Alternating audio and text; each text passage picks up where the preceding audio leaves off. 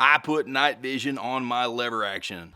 Those pearl clutching Twitter users at YouTube are going to be mighty upset about that. And of course, I am a night vision noob. I've only messed with it in a very limited setting, so I decided to jump into it at an entry price. I grabbed the ATN X-Sight LTV 3-9X. I chose the 3-9X because I felt like that would work the best on my host. I chose the Henry Long Ranger Express in 223 and 556. My children and I have absolutely fallen in love with the LRE. We're having a really good time shooting that thing, having several good bonding experiences. Of course, it's not very expensive to shoot.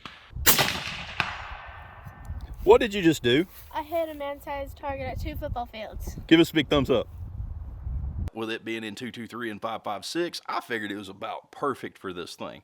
A nice flat shooting cartridge for varmint, you know, i.e.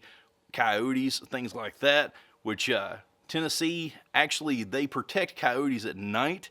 So I'm gonna have to leave the state to go bust me some coyotes at night. So that's gonna prove to be fun. So today's video is gonna be a first look. I've got this thing mounted up, I've got it sighted in, and I've already plinked around with it a little bit. I've got somewhere around 80 to 100 rounds through it, and so far I am really getting a feel for it.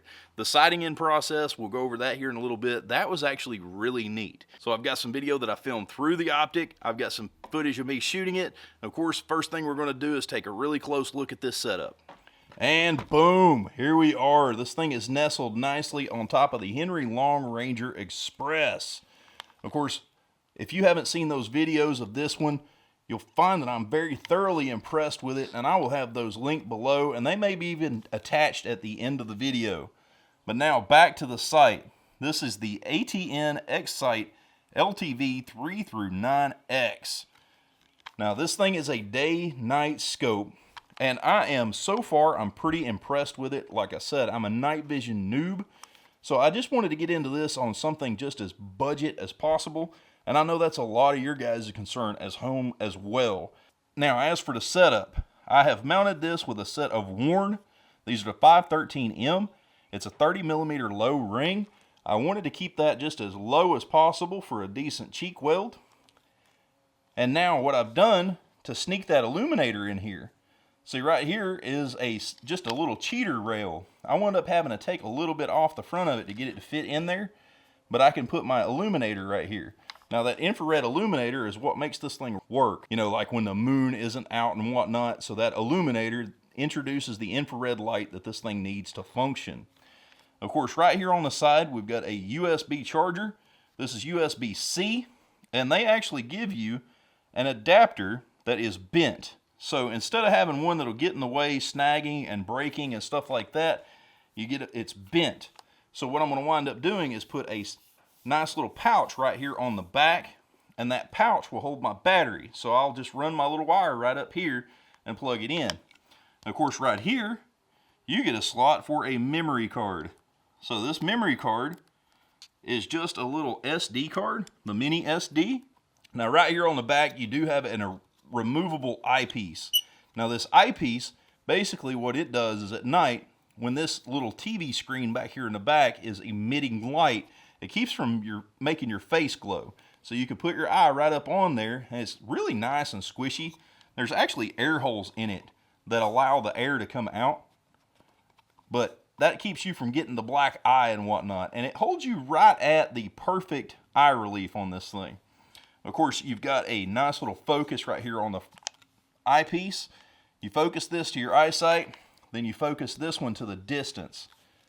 Now also, right here on the top, you've got your power button. This is your magnification button. So you can click, click, click, and go through your different power ranges. Right here is your menu button. That menu button takes you literally into the menu. Blah, blah, blah. You can take a picture and or record. And then right here is your day/night function. So as you bump this, that takes you between day and night. So zeroing the ATN turned out to be very similar to what I do with a conventional optic. What I'll do with a conventional optic is off of a set of bags or off a bog tripod or something, I'll take a shot and then I'll draw my reticle over to where the point of impact actually was. Well, with the ATN, it actually winds up being pretty neat because you clamp that thing down and keep it sturdy, and you get two overlapping crosshairs. So what you'll do is you keep the one crosshair at your point of aim, and then you'll draw your other over to the point of impact. Then go ahead and confirm, and it resets your 0.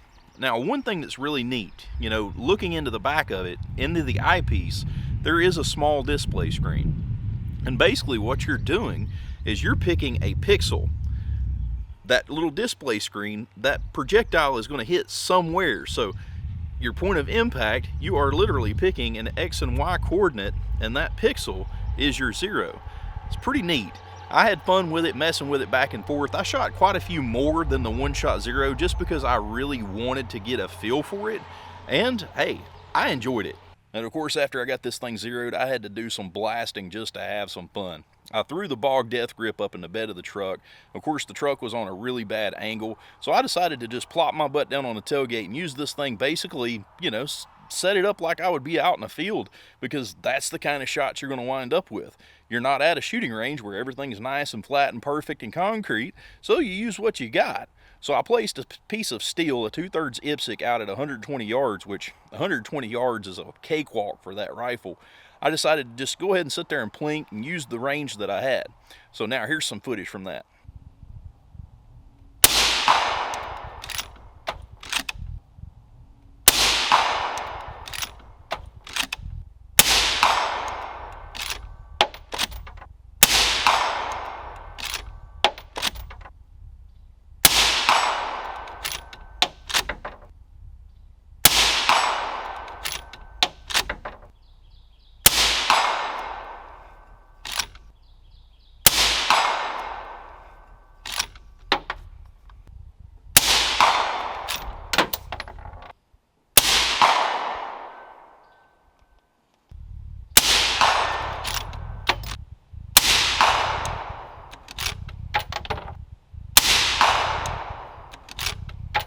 So now Tennessee does protect coyotes. They call them fur bearers, and you can't hunt them at night. So I'm going to need some opportunities somewhere within 6 or 8 hours of East Tennessee.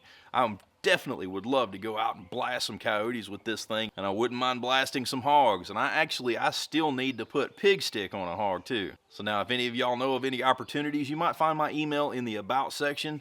I look forward to hearing from you. And also, I have been told that I need a better illuminator. So I'm looking into a better illuminator that I can set on here, because they say that the factory one does pretty good, but if you get like a Coyote Canyon, and there was a couple of other brands that I was told to try, if you get the Coyote Canyon or whatever, when you put that one on there, it helps the clarity of this. So I'm gonna go ahead and listen to guys that know a little bit more than I do.